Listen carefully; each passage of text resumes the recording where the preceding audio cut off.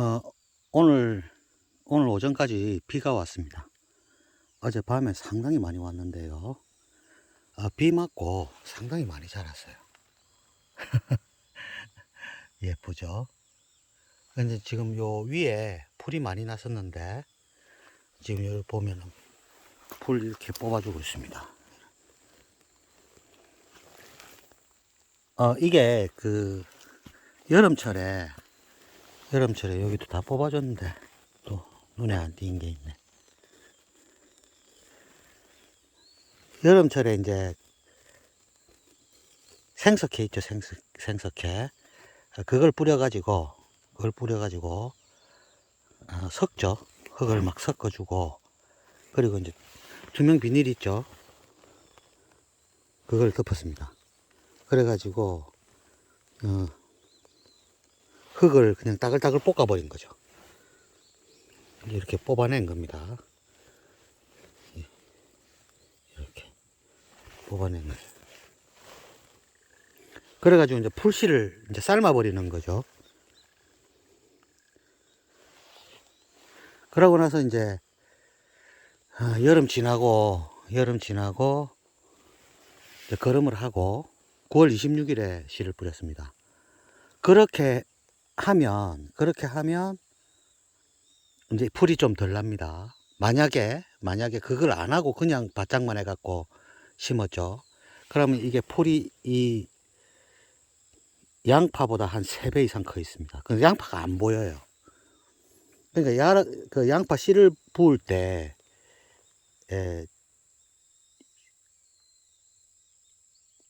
흙장만을 안 하고 하면요, 그런 현상이 벌어지는데, 풀을 만약에 뽑았다 그럼 양파까지 다 뽑혀버립니다.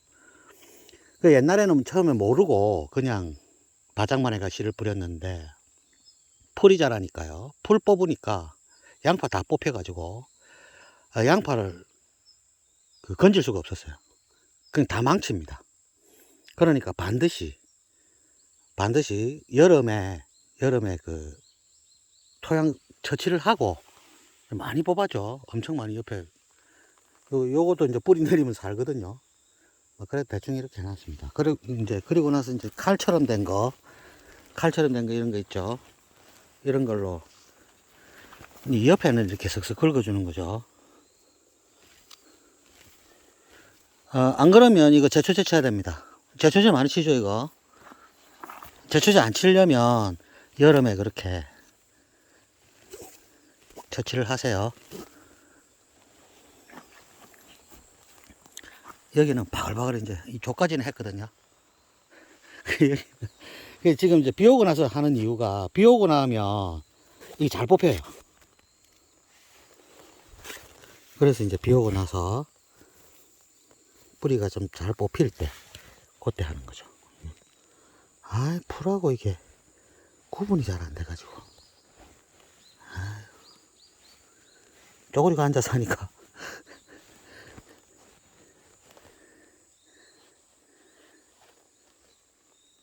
엄청 시간 많이 걸리네. 그래서 제초제를 안 치려면 이렇게 해야 됩니다. 그 풀이 이만큼밖에 안 자라준 것도 감사한 일입니다, 이거. 그러니까 이제 여름에 처치를 좀 해줘야 되는 거죠. 지금 보면, 보세요. 여기 해발 400m쯤 되거든요. 한치 앞이 안 보여요. 뭐, 저기, 뒷산이 1134m거든요. 그런데도 아예 한치도 안 보여요. 홍당무, 당근은 완전히 대박입니다, 이거. 이거 당근 대박이죠. 이 시골에서도 주문받고 막 그럽니다.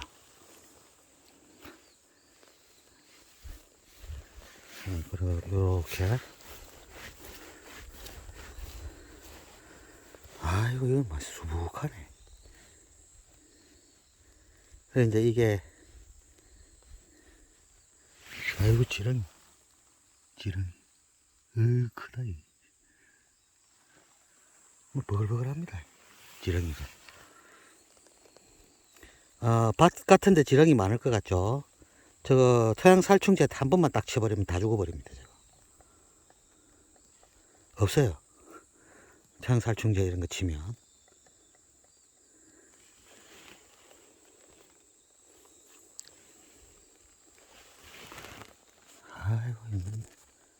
저는 이게 눈치가 나올 것 같아요. 눈이 아파요.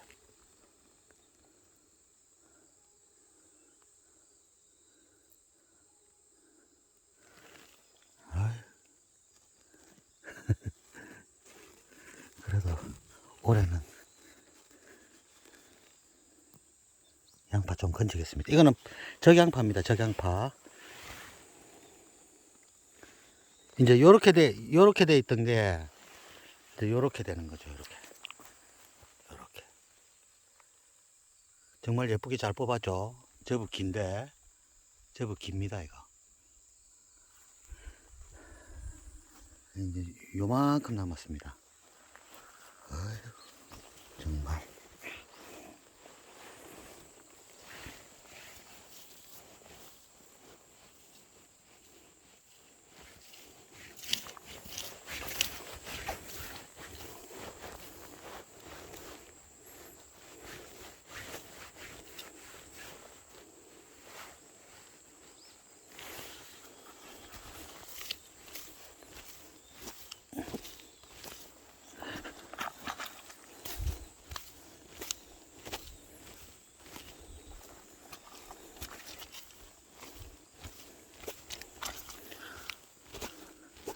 그 보면은 이게 모종을 사서 심을 수도 있는데 모종 사서 심는 게 낫겠네요.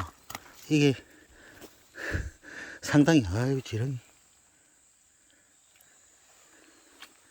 모종 사서 심는 게 나을 수도 있겠습니다. 근데 이제 그 모종 사서 심는 거는 좀 씨를 좀 싸구리 씨를 쓰죠.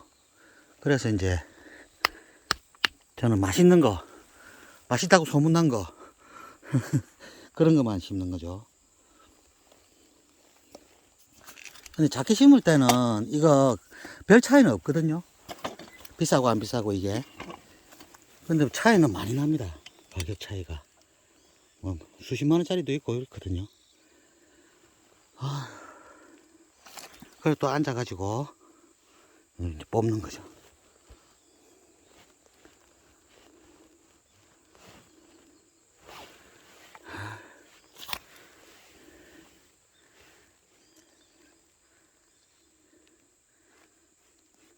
이거 해줘야 됩니다. 안 해주면 이 풀이 자라가지고 양파가 안 보여요. 그리고 풀뿌리가 양파를 칭칭 감아가지고 풀을 뽑아주면 양파까지 같이 감아가지고 같이 나옵니다. 그래서 양파를 못 건져요. 그러니까 꼭 해주세요. 그리고 여름에 처치를 해주시고요. 그래 제초제를 안 칠 것 같으면 이렇게 해줘야 됩니다. 제초제를 칠 것 같으면 뭐 그냥 치면 되고.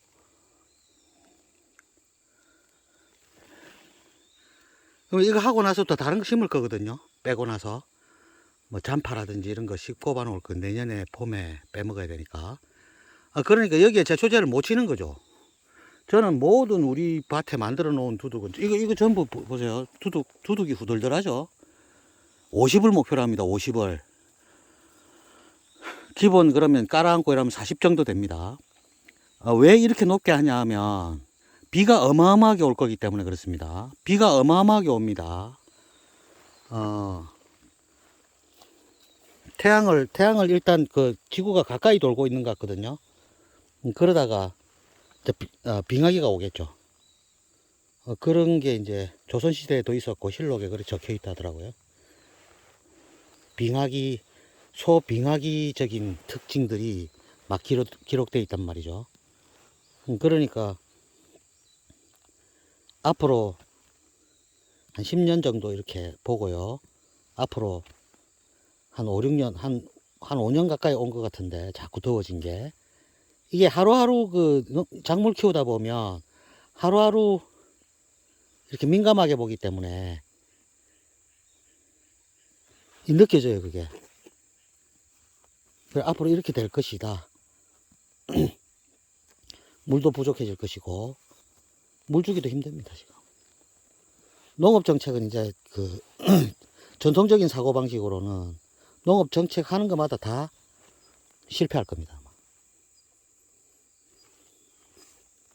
올해만 해도 뭐 초반기에, 마늘, 양파, 뭐, 수량이 많을 것이다. 이래가 미리 갈았죠. 밭을 통째로 갈아엎어 버립니다. 보상 조금 씨값도 안 되게끔 보상해 주고요. 그냥 밀어버리는 거죠. 근데 수확기 직전 딱 돼가지고 벌만을 속출해줘. 벌만을 속출할 수밖에 없어요. 기후가 바뀌었거든요. 벌마늘 그거 뭐냐 하면 안에서 각각의 그 분구가 다 돼 있죠. 마늘 같은 거. 그리고 동그랗게 붙어 있잖아요. 그게 이제 폭우를 맞고 기후가 너무 뜨거워지면 그 안에 있는 그 각각의 분구들이 싹을 다 키워버리는 거죠. 그러니까 먹는 데는 지장 없는데 팔지는 못하죠.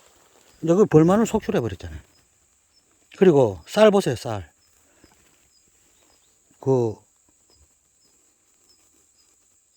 근데 그게 사실인가요? 농민들이 주변에서 그런 이야기 저는 못 들었는데, 쌀 양이 많으니까,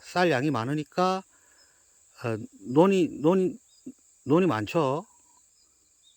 근데 쌀이 남는 게 있으니까 비축된 것도 있고 막 이러니까, 그게 많다 이래가지고, 벼를 심을 때 모내기 하기 직전에 그런 권유를 받았다 하더라고. 쌀 수확량이 작은, 수확량이 적게 나오는 품종이 있거든요. 쌀도 품종이 많으니까 수확량이 적게 나오는 품종을 심어라. 그렇게 말을 했다 하더라고요, 누가. 누군지 미친놈 아니에요, 그거? 그거 미친 거 아닌가? 어떻게 보이십니까? 미친 거 안 같아요? 어떻게 농민한테 쌀 수확량이 작은 품종으로 심으라는 말을 할 수 있어요? 그냥 농민들한테 농사 짓지 마라 하지. 그리고 전 세계에 25억이 굶어 죽고 있습니다. 누가 그런 이야기 했는고? 혹시 아시는 분 계세요? 세상 물정을 몰라도 한참 모르는 거죠. 우리나라가 세계적으로 원조도 많이 하죠. 원조 주면 될 거 아닙니까?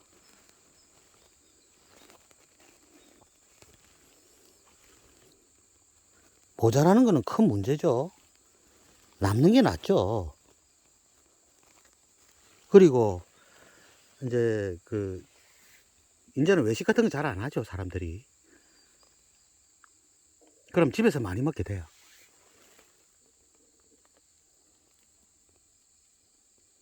그러면 이제 우리나라가 쌀 자급률이 그렇게 안 높습니다. 한 25% 이래밖에 안 된다 하더라고. 근데 다른 걸 많이 먹으니까 쌀이 남는 거죠. 그래서 다른 걸 많이 먹어서 쌀이 남는 것이지, 우리나라가 우리나라 국민 전체를 먹일 수 있는 쌀을 생산할 수 있는 그런 국가가 아니란 말입니다. 그럼 뻑하면 수입해버리죠. 마늘도 벌마늘 많이 생기고, 벼도 지금 벼멸구 때문에 지금 장난 아닙니다. 쌀 앞니 뭐니 이렇게 해도 수확량이 아주 작을 거예요. 근데 뭐 버즘처럼 벼멸구 때문에 많이 죽어요. 이제 수확기 직전 되니까 그런 게 나타나잖아요. 그리고 쌀도 농 갈아엎고 막 그랬잖아요. 올해 쓴 농업 정책은 전부 실패입니다. 근데 이거 실패하고 될 게 아닙니다. 기후가 완전히 엄청나게 달라졌습니다. 무시무시한 겁니다, 이거. 그럼 이제 조그만 텃밭 갖고 계시는 분들 있죠. 그거 관리 잘 하세요. 그거 정말 중요한 겁니다. 앞으로 야채, 배추, 무 거의 다 죽었거든요, 저 같은 경우. 그리고 3번, 4번 심는 사람들 많습니다. 전문 농가에서. 이 작물 키워보면 이게 얼만큼 예민한지 알 수 있거든요. 조금만 달라져도 작물들이 이상해요. 잘 안 돼요. 앞으로 이제 더 지구가 뜨거워진 다음에 빙하기 같은 거 오겠죠. 간빙기 같은 거. 소간빙기. 확 뜨거워지다가 갑자기 확 추워지거든요. 그러니까 이제 기후가 이상해지니까 텃밭 같은 거 관리 잘 하시고요. 없는 분은 미리 확보하는 것도 중요할 것 같습니다. 미리 확보해가지고 그 주말에 어디 놀러 가는 것도 좋지만 요런 거 하는 것도 스트레스 해소에 좋습니다. 그러니까 그런 거 염두에 두시면 좋을 것 같습니다. 요렇게 키우는 방법 뭐 별거 아니니까 뭐 비슷하게 따라 하면 됩니다. 그러니까 그리고 맛있죠, 자기가 키우면. 저 같은 경우에는 여기에 거의 제품 종류별로 밑에 거름 들어가는 게요 한 12종류 정도 들어갑니다. 한 개당 4만 몇천 원짜리도 있고 보통 한 2만 5천 원에서 4만 5천 원 사이에 가격이 형성되는데요. 거기 한 포당 15kg짜리가 있고 20kg짜리가 있고, 보통 우리 포대 그릇은 우리 2,500원 하거든요. 그러면 10배 20배 가까이 되죠. 그런데 하나도 안 아까워요. 맛있어요. 유기농 자재 이런 걸로 하면 그 만드는 재료가 완전히 틀리거든요. 그러니까 그런 거 넣어 가지고 키워 먹으면 맛이 있어요. 그리고 영양소, 필요한 영양소 또 어디에 제품이 나왔다 그러면 검색해 보면 되죠. 돌아다녀 봐도 되고. 그러면 그거 사가지고 집어넣고 이렇게 갖고 키우면 정말 맛있고 영양제 같은 거 필요 없습니다. 여기 다 집어넣어서 먹으면 돼요. 저는 유황 같은 것도 여기에 뭐 거의 갖다 부어버리는데요. 유황 오리 대신에 유황 양파, 유황 마늘, 유황 당근, 유황 배추, 유황 고추. 고추에는 그냥 고추에는 균이 많기 때문에 살균 작용이 있기 때문에 유황 정말 많이 넣어요. 저 같은 경우는 그렇게 키워 드시면 됩니다. 이제 양파 모종은 요렇게 비가 오고 난 다음에 손에 이렇게 조금 잡히기 시작할 때부터 살살 뽑으세요. 아까보다는 훨씬 낫네. 그래가지고 이제 또 다음에 비 왔기 때문에 딴 일을 못 하거든요. 밭이 질어가지고. 그러니까 비 오고 난 다음에 살살 뽑아주면 양파에 피해 안 주고 뽑을 수 있습니다. 이렇게 작을 때 뽑아야 됩니다. 안 그러면 양파하고 같이 뽑혀요. 예쁘게 잘 자랐죠? 올해는 잘 키웠습니다. 아이고야, 양파 모종 뭐 든든하게 확보했습니다. 마늘은 씨로 작년에 키워놨거든요. 그러니까 도야 마늘을 만들어 놨습니다. 그걸로 심을 겁니다. 아직 안 심었습니다. 저는 10월 25일 기준으로 심습니다. 10월 25일 기준으로 마늘을 심으면 좋은 점이 있습니다. 요 앞에 영상에 있을 것이고, 아직 주변에 다 심었죠. 아직 안 심으신 분 아직 깡깡 멀었습니다. 10월 25일 기준으로 11월까지는 가지 마시고요. 양파는 11월 2, 3일 정도 그까지만 심어도 됩니다. 저는 10월 말에 마늘 심고 나서 심을 겁니다.